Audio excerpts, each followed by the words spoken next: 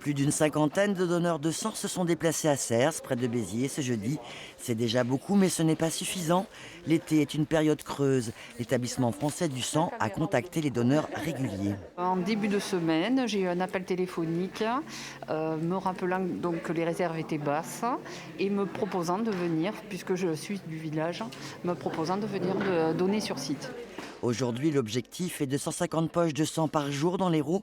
Il manque 20% du stock nécessaire, à peine 8 jours d'avance, notamment à cause de la crise sanitaire. À cause de la crise sanitaire, beaucoup de collectes étudiantes ont dû être annulées puisque les étudiants n'étaient pas sur les campus. Beaucoup de collectes en entreprise ont dû être annulées puisque la plupart des salariés étaient en télétravail. Autre raison, les interrogations des donneurs. Aujourd'hui, le message est clair, on peut donner son sang, que l'on soit vacciné ou non. Il n'y a aucune contre-indication liée à la vaccination. On peut tout à fait donner son sang sans délai après une injection de vaccin contre la Covid-19 si évidemment on se sent en pleine forme. À l'inverse, quelqu'un qui n'est pas vacciné peut aussi donner son sang. Et contrairement à certaines idées reçues, un don du sang de personnes vaccinées est sans danger. Les vaccins qui sont fabriqués en France ne contiennent pas de virus vivant capable de se répliquer dans le sang.